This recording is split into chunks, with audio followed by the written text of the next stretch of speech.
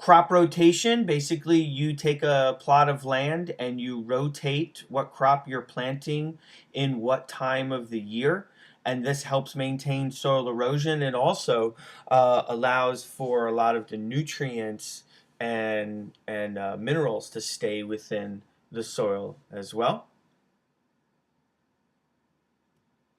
Contour plowing, these are fields that are plowed and planted in the curves that conform to the natural contours of land. So if you're on a hill, you can just or you have a hill or a rise or something, you can just, instead of cutting it down or plowing it down to make it flat, just plow around it and grow around it. Strip cropping, type of contour that produces alternating strips of different crops.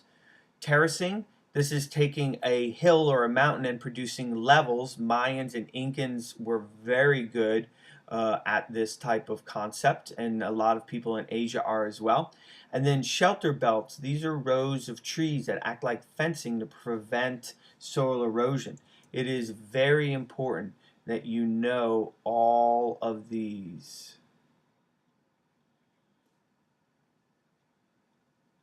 concepts. Now I've got pictures of it on the next slide. Here we go. So this one right here is contour. This is terracing right here.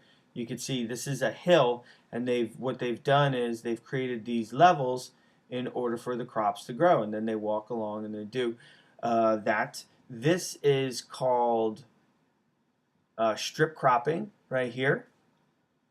Okay, alternating ones. And this is contour farming right here also, because you can see this is a hill. So instead of plowing down this hill, they've just grown the crops around it like that.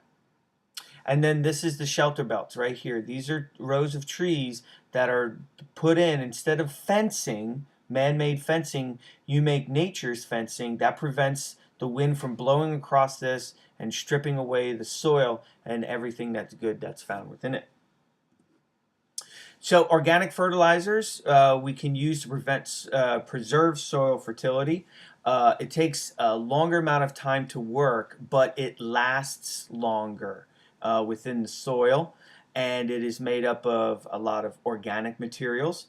You could use inorganic fertilizers. It works instantly, but it doesn't last as long, and it leaches out of the soil rapidly. Remember, leaching was the movement down, right, of those things. And then the Soil Conservation Act of 1935 is one that you'll need to know, in which it was formed for the Soil Conservation Service, and they'll go around and look at soil and make sure that practices are being maintained and that we're doing our best to conserve soil. Okay, so I just want to talk to you right now real quick about forests and the way we can conserve our forests to help with our soil erosion. We want to go here, tree plantations. Only 4% of our forests are tree plantations, but this is where we want to go because most of our industrial wood will come from here in the future, because I think about a lot of our forests would be protected, and so we want to, but we want to go tree farms. Why cut down those old growth and primary forests when we have the availability and the resources to build tree farms and commercial foresting? And we've gotten it down to the point where we basically can harvest trees within about 20 years from a monocultural or the same type of tree plantation, and then we regrow it all over again. So in about 30 years, we've restarted the growth, even less, probably about 25 years, especially with pine trees here in North Florida, up in the Jacksonville area. We've gotten it to where we can harvest within about 20 years and already start the regrowing process within about 25.